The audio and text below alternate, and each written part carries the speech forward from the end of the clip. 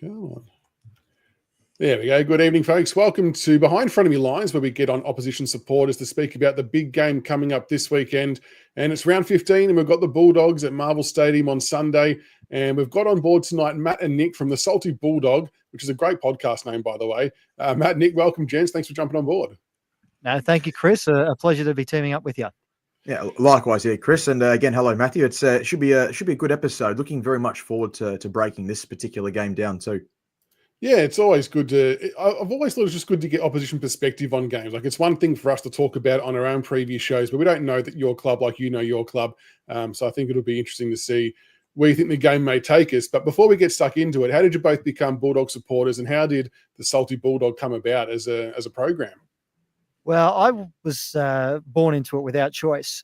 So it's a family lineage through the Bulldogs. So my grandfather was Wally Donald, who played in the 1954 Premiership Footscray and was vice captain of that side. So we've got a pretty strong family history to the Dogs. So I didn't have a choice. Not that I'm fussed with it. I'm pretty happy with where I sit as a Bulldog supporter. So that's how I became a Dog supporter, born into it.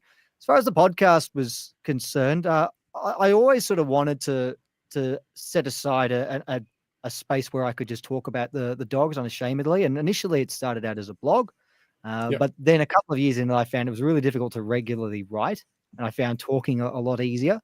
And Nick was one of my few friends who was a Bulldog supporter who I'd caught up with at the game and at training a couple of times.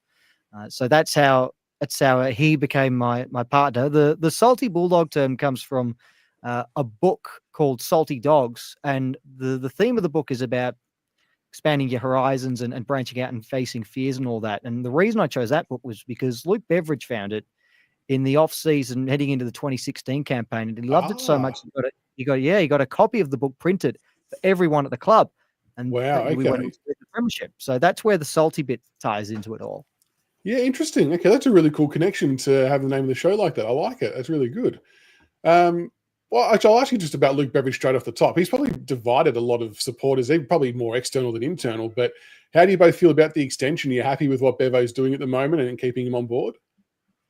Yeah, to be honest there, Chris, I think it's a well-calculated probably contract. I guess the discussions that have come on for across the course of this particular season so far, and even a couple of years ago, I think many a Dogs fan might have been a bit confused or a bit annoyed at the time with the previous extension, which took them to the end of 2025. Obviously, those reactions have probably taken a bit of a 180-degree turn now, and everyone's a bit more positive. And it's tricky because there's always been a lot of, again, club expectations and fan expectations onto where we each see where we would like it to be heading. And again, no one's got the bigger picture, I guess, than the club itself. As much as Matt and I sometimes talk about things too with what we think, the club's got the best vision of what's happening, pretty much. But now Beveridge he's earned the right for the next couple of years, and rightly so, considering his vision over the last 18 or so months, working out how this team's meant to be shaping up. And it's something that I raised with Matt last week on our previous episode, where if we were to have got a new coach come on board, again, you've got to go through the procedures and work out who it is. But then you go for that interesting potential transition of, if you get a new coach, does the team buy into those new tactics? Do all the tactics that have been worked out for the last 2 or so years get thrown out the window? Do players agree with what's happening on board? For us, I think it's the simplest thing is from even a couple of years back when there was a little bit of discussion about whether Beverage was going to, be let go following our disastrous end to the 2023 campaign with the Hawthorn defeat and that particular West Coast loss. Yeah. I think there was a large say in his retention, more so than just the contract that he had on board at the time, but for a lot of, how would I say, support from the captain, Marcus Bontempelli. And, I think that was a big push, as in, he's my coach. This is what it is. And again, similar sort of discussions now, I guess, where it seems like across the board, whether it's those in the administrative part, those in the football department, those, playing footy itself, there seems to be a lot of cohesion, not just because of the wins and losses department in the last couple of years, but just across the club itself, where everyone seems to be in sync with one another. And Beverage is a massive part of that. So no reason for it to have changed. Yeah, it makes sense. And I think he's probably definitely afforded himself some time. And, the list you have is quite scared. Honestly, on paper, it's one of the best lists in the comp. And I know for a large chunk of this season, Matthew, you haven't probably had your best side available. But we saw last week, you've just absolutely towed up St Kilda by 72 points, sitting ninth on the verge of breaking back into the 8. How have you made your season so far, and what's your feeling on your most recent form? I don't think if you get Bulldog supporters and you try to get their real sort of views and opinions, I don't think too many of them are surprised that Beverage has done such a good job off the back of having so many players out. He's always been one of those coaches who's been at his best when the world is conspiring against him. 2016 is an excellent example of that. So many players out injured and having to win the flag from 7th. He managed to do it in one of the best performances we've seen from any coach or club ever. I think this is probably still the best that he has ever coached. This is the first half of this season, because he's not just had players out, he's had class players out. So Marcus Bontempelli, your captain, your reigning best and fairest, he's gone. Adam Treloar, your runner-up in the best and fairest last year, All-Australian, gone. Jamari Ugle-Hagan, last year's leading goal kicker, gone. Cody Waitman, best small forward, he's been out of there. And Liam Jones missed the start of the season. There's your full back that's gone as well. Sam Darcy for 7 weeks. There's other players too, of course. Ed Richards and Bailey Dale sort of rushed back in at the start of the season, underdone, having interrupted pre-seasons as well. So we're not just talking players. We're talking this. I mean, that's probably at least your half dozen, if not best players, certainly your most important players out. Yeah.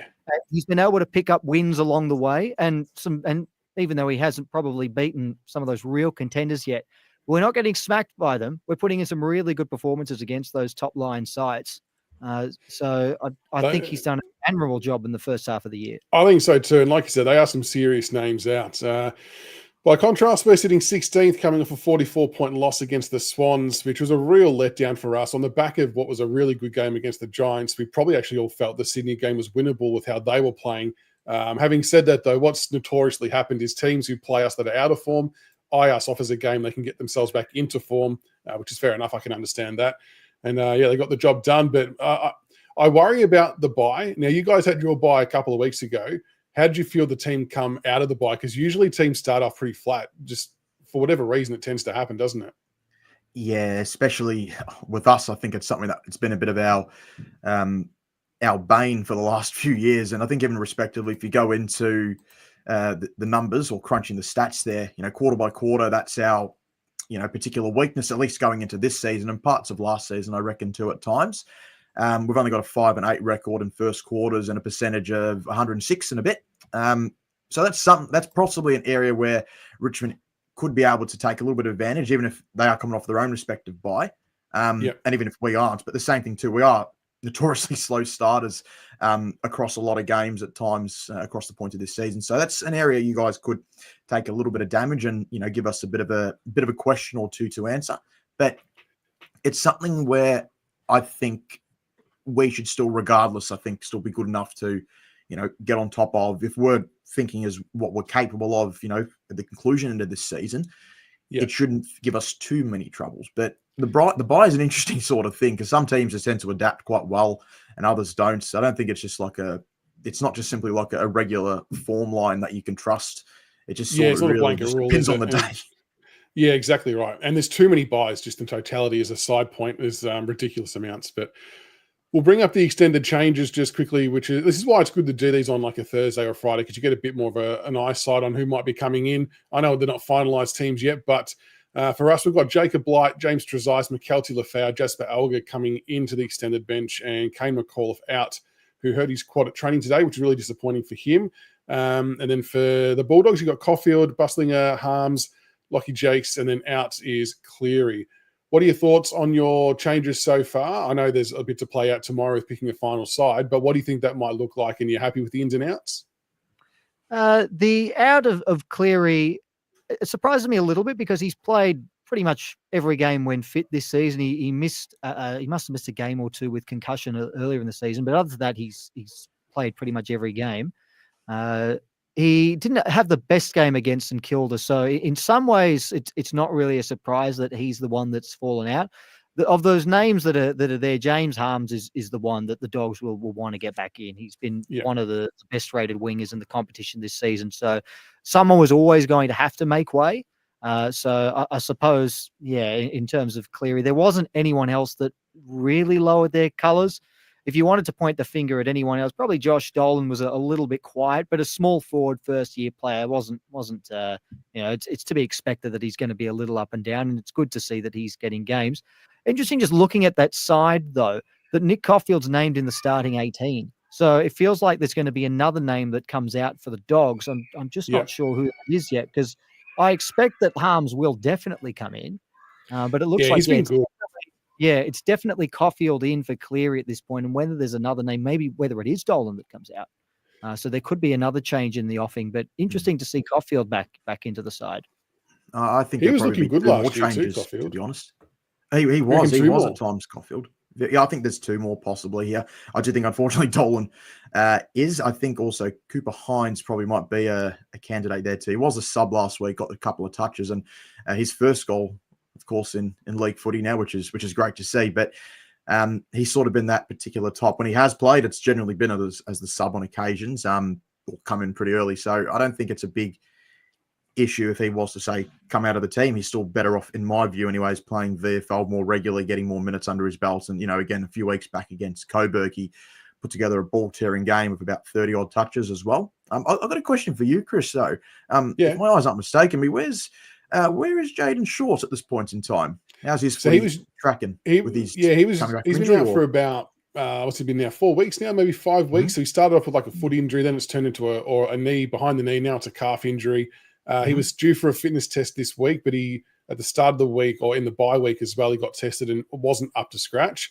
And Uze said today that he just hasn't recovered as well as they would have liked, and hasn't really got enough training sessions in. And he actually said that there's a solid possibility that when he is available, which is possibly next week, that he may even have to do some VFL minutes just to get some conditioning back due to the amount of football that he's missed.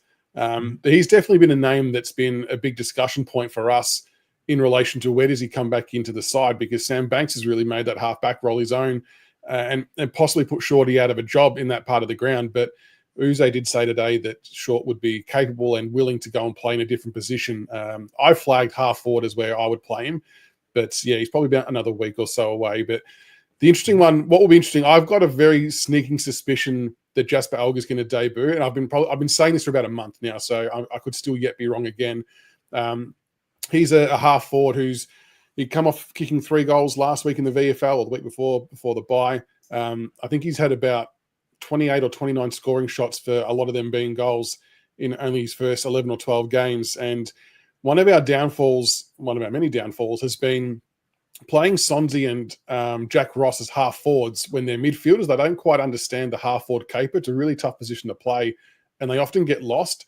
So by McAuliffe being out of the side, it actually allows one of Sonzi or Ross to play in the midfield again, which then would allow Elga to come in to play an actual half-forward role, which would be interesting. So I think that he might get a look in. And I reckon if it was me personally, I'd be playing McKelty Lafau.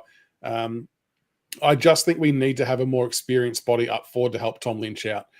I mean, if we don't, Rory Lobb is going to have a field day. And I know he can play both ends, and he's really reinvented himself, but we have just a really bad habit of allowing teams to intercept mark all day. That's very interesting, because this will be Lafau's first game back, wouldn't it? Of course, following that ACL, and it wasn't good, of course, last year to have that happen. But no, he's an interesting footballer, and you're right, because it does, if he is to play, it brings in a couple of tools there. And I know Seth Campbell is not tallish in that sense. He's pretty handy forward, though, isn't he? Seth Campbell, he's 19 this year or so. He's had a good year, and I suppose he sometimes has a couple of down moments, as is the byproduct of any young player, but his output's been pretty good. The one that's probably feels like on the chopping block for us is Steely Green. Bar the GWS game a couple of weeks ago where he got 2 goals, he was pretty much scoreless up until Anzac Eve, so quite a big stint. His pressuring's been okay, but I don't know, I'm kind of thinking at some point in time you've got to switch the narrative from pressure acts to try and actually hit the scoreboard and kick over 40, 50 points. Hang on a minute. Discussion, haven't we, Matt, a few times? This sounds familiar. El Vander forward pocket. Yeah, we've had that discussion a few times with him. He has no issues bringing the heat and the intensity and the energy, and that's sort of his one wood. His pressure's very good, but he played every game last year as a small forward, kicked 10 goals in 24 games. Not enough as a small forward. He's up to 12 this year, so he's comfortably his best season. So he's finally starting to do it. But yeah, that whole small forward needing to kick goals chat. Yeah, Nick and I have had once or twice. It's such a tricky balance because even Steely Green, he's going about 7.5 touches a game this year, which, I mean, you can understand that, potentially if he was kicking 3 or 4, that's amazing regardless. But let's say if he was kicking 2 to 3 each week, or for the most part, that you can depend upon it, you can get away with those, value possessions, bang for buck. It's pretty good. 100%. But if you're having a quiet day at the office, well, you're not having enough or ball winning ability to make up for that lack of forward impact potentially. And that's again what we've sort of on our end anyways with Van der Meer at times last season and Lockie McNeil in recent times. But this year sort of turning the wheel a little bit. And that's why for us, why Matt and I are very big fans of Riley West, where he's always been able to make an impact, even if he isn't, contributing on the scoreboard per se, and not just pressure acts, but he's still able to, be thrown into the midfield in the sense he's been able to be utilised as a defensive forward, taking out an opposition player who could intercept mark, be it like Tom Stewart for us, Tom Stewart for Geelong, and we've played them, James Sicily for the Hawks on occasions. Yeah. There's a multitude of responsibilities that he's able to take upon. And as Matt said before, having that one wood is good, but you need a little bit more to it to show your skill set. Exactly right. And the problem that we find is to tie back into the intercept marking issue that we've got where opposition defenders just cut everything off. We're almost making our small forwards useless because the ball's hardly hitting the ground. So the times it does hit the ground, we kind of need him to be a bit more damaging than just applying a bit of pressure. And that's where Jasper, he might only get 11 to 13 disposals a game, but of that, he's kicked about 2 goals and a couple of behind. So he's generating plenty of shots on goal. He's a better mark for his size as well. So I just think he's a better fit, but he's only played 11 games. So I can understand the hesitation from Uzo's perspective, but yeah, it's frustrating. It's good to know that we're not the only team with that small forward theory and problem as well. Any chance you could rest Sam Darcy for us for a little bit this week? If he kicks 10 in the first quarter, I'd be tempted to sub him, potentially. It could be half a chance as well, just quietly. Yeah, might want to just sort of ease him back into it. His first game back for a couple of months. I'll put in a word with the club for you, Chris, and say what I have to say. I won't. I won't hold your breath though. We were talking about. Obviously, we talk about Sam pretty much every week on the Salty Bulldog podcast. And outside the podcast too, I reckon. And outside the podcast, do a bit of that as well. And I was saying to Nick, I can't remember the last time that myself as a supporter had been so hyped over a youngster coming through the ranks. It was probably the last youngster to really come through like this and generate this much hype was Bontempelli. So that's 10, 11 years ago. And then before that, I imagine the arrival of Chris Grant probably produced something similar, but he debuted in 1990. That's 35 years ago. So that's sort of the scale that we're talking in terms of the excitement that Sam Darcy brings to the table. The term generational talent gets thrown around a lot, but for 3 names in 35 years to generate such excitement among a fan base, that's what he is. And there's not really a flaw to his game. And he just every week he seems to bring something new to the table that he's amazing at. Yeah, and what worries me equally as much is that I've still got very, very bad PTSD from one of Aaron Norton's very first games as a forward. He was a defender when he started, then he moved forward. I swear to God, he was prime Wayne Carey against us, against Rance and Grimes, clunked everything. I don't know how many goals he kicked, but that still haunts a lot of Richmond supporters to this day. Was it 5? Thank you for remembering that. That's great. What did he do? He didn't break the contested marking record, but he got pretty close to it in terms of the registered stats that have been recorded since the late 90s. 5 goals, 3, 9 contested marks, and he had 14 marks I think overall. Yeah, that was when Aaron Norton the forward arrived. We've announced 2 forwards. We've announced Aaron Norton. We also announced Jake Waterman last year as well for West Coast. Yes, Jake Waterman. We're pretty good at letting the kids who need some confidence get on the big stage and do their thing. But it poses an interesting matchup in the back line. Taking a look at some of the key matchups, I've gone for Bolter against Darcy. I have a funny feeling it's going to be a real mixed bag between Miller and Bolter, and essentially a team defense, because I don't think you can be naive enough to try and just use one player to curb his influence. Who would you, if you were to pick a defender from Richmond to put on him to be your best matchup, would Bolter be your choice, or would it be Miller out of interest?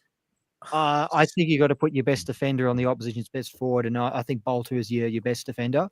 What's good? I think the thing with Darcy is not only is his reach so extraordinary in terms that most key defenders won't be able to get there. When the ball hits the deck, he's still very much alive in the contest. And that's something that most key defenders will probably struggle with. Maybe in the air you can match him, but then when it hits the ground, how well are you able to keep up with him?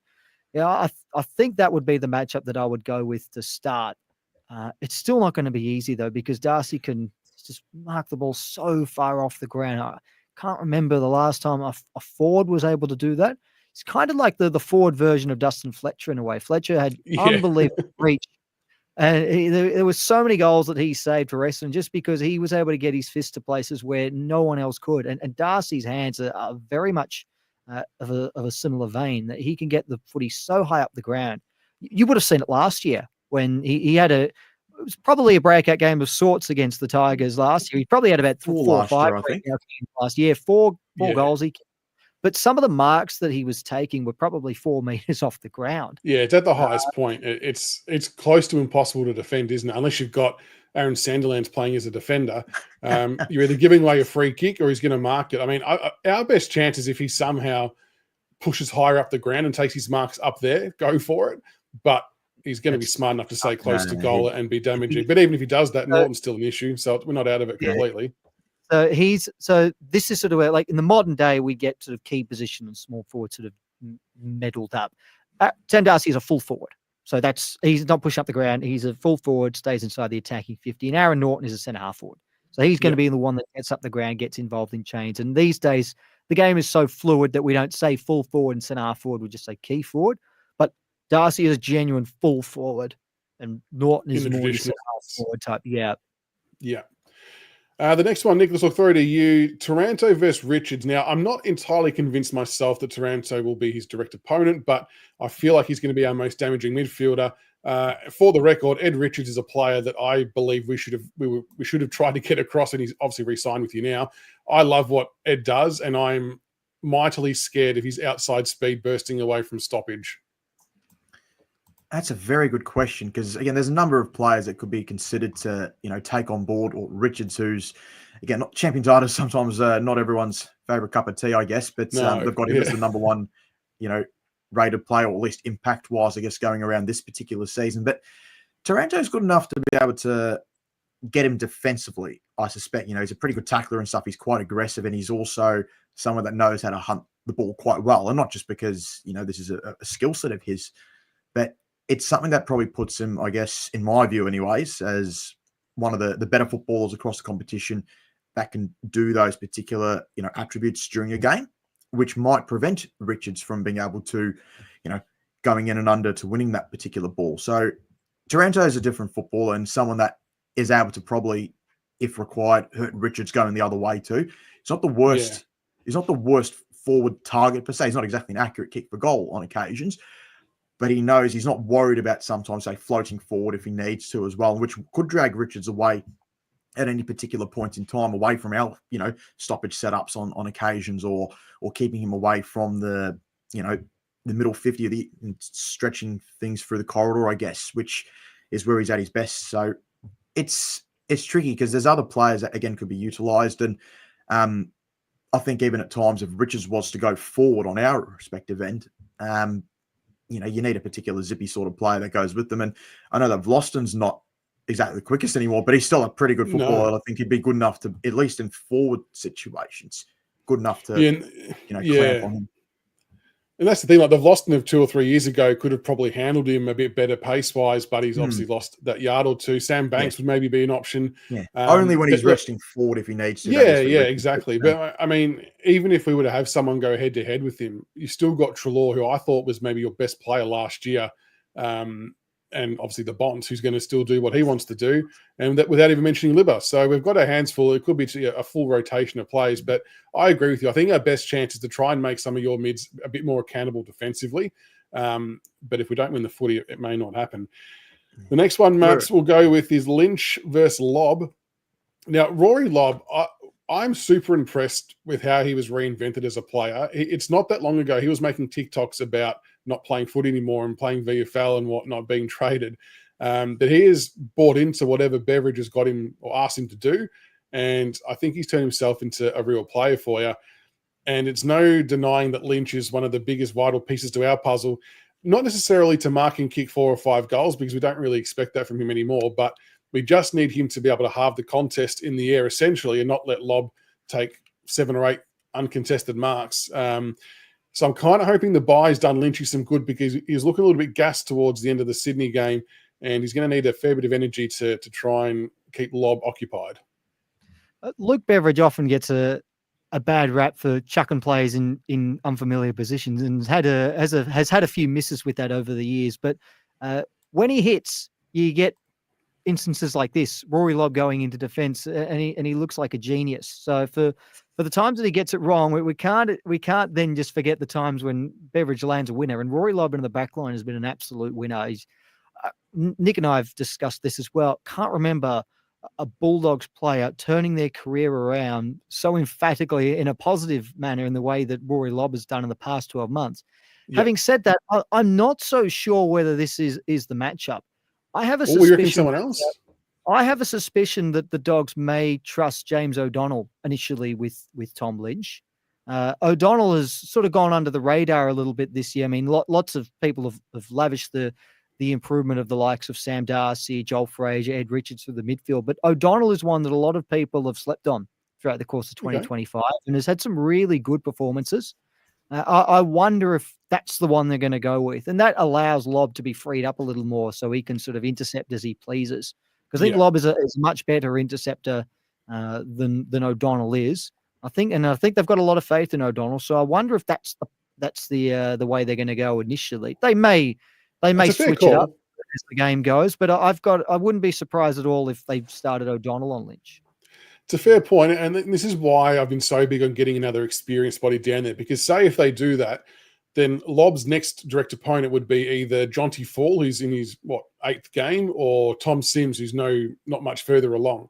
And as much as I love the youngsters playing, I think they're going to be great talents. They just don't have the physical strength and capability to compete for 4 quarters, and it would be so easy for Lobb just to zone off and get to Lynch and intercept. So that's why I think the importance of playing McKelty Lafau.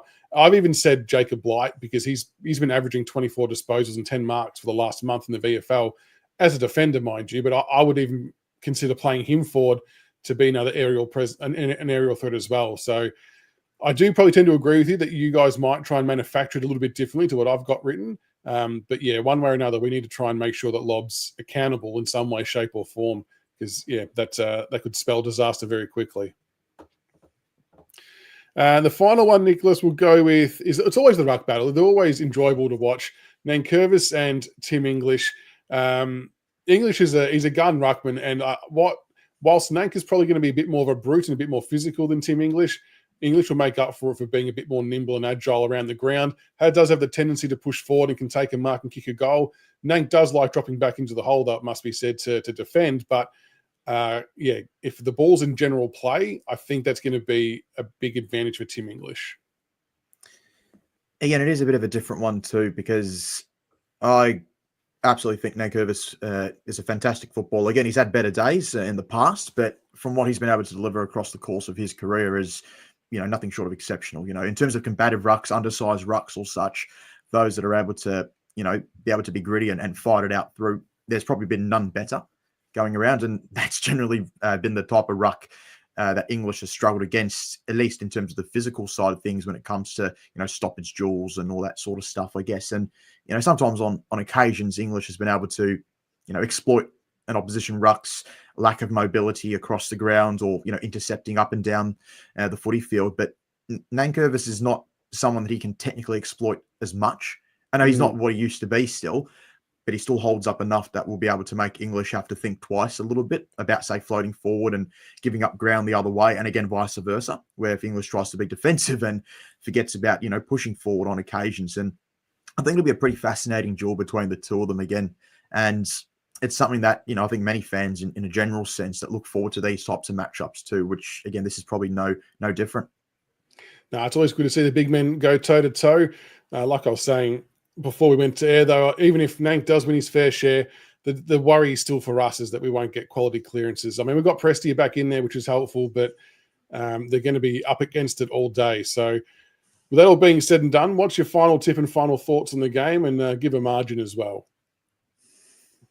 I think it's clearly it's hard to go past the Bulldogs in terms of the way that the two teams have played this season. Having said that, I've been really impressed with Richmond. I mean, I still remember at the start of the season, people were expecting them to not win a game. Now they've won 3, and they've been in at least a shot of winning at least another 3. I think their development has been very impressive, given that it's a very inexperienced side. They're coming from a mile back, Richmond, so I think they've done really well this season. They've won a few. They've been competitive in a few more. They could have picked up another couple of points or another couple of wins along the way. The Dogs are very good against these bottom sides. They've had a knack of filling their boots against them. So I'm still going to go the Dogs, and I reckon it'd be somewhere in the vicinity of 70 points. It's just given the way that the Dogs have played against these sort of lower ranked sides, but it's not intended to be disrespectful to Richmond, because I love not at all. the way that their youngsters have gone about it this year. I think they've exceeded everyone's expectations. I don't think anyone expected them to be going this well. So I think full marks for the way that they've conducted themselves and the way that they've played. They've been very good this year, and they'll be back in the 8 a lot quicker than people expected. No, that's a fair enough margin. Nick, what do you reckon? Probably the same, give or take there, Chris. I know probably for us, we might be thinking if the margin, blows out a little bit towards the, the 4th or whatever it is, we might be focusing a little bit on, player management, because we've got the Swans, give or take, up in the SCG, 5 days later, and that would be, Bont's 250th, and we've got to probably take into considerations, how we manage those players. So I do think it's going to be around anywhere probably north of 9 goals in this. If we want to play football in that sense, put the foot down pretty quickly or such, then it might be a repeat of last year. But again, we're a sort of team that, regardless of playing against certain sides, in the lower ends of the ladder, sometimes we can take these matches for granted, and we have done so in the past. So there is still always, possibilities of, of upsets and stuff. But look, I wouldn't think, considering again where we're hoping to be, I don't think we're immature enough to allow such things to slide. So it should still probably be around the 9, 10, possibly pushing towards Matt's respective margin prediction too. It does feel that way. Not to mention you play Marvel extremely well as well. Obviously, you belted St Kilda into oblivion, and in a lot of ways that scoreline is a fairly accurate reflection of where both teams are at with their football. Your ladder position probably doesn't reflect how good your team actually is. I won't be surprised if you're knocking on the top 4 door before too long. We were saying on Monday night that if we can somehow get it under 40 points, we'll take a W for that. It just feels like one of those games. Like I said, on every line, I just think the Bulldogs have got us covered in a lot of areas. Your contested football is remarkable. It's going to be an interesting day, to say the least, and a very big learning curve for the young Tiger Cubs. But as long as we have a crack for 4 quarters, I think that's what most supporters will be wanting to see, and just don't give up too easily. But like I said off here, I think all eyes will be on the VFL pre-game, though, with Tash Houghton running around. And I think your VFL team's going quite well too. So it's going to actually be a good day for the supporters, I think, above all else, being able to watch a doubleheader at Marvel, which is good.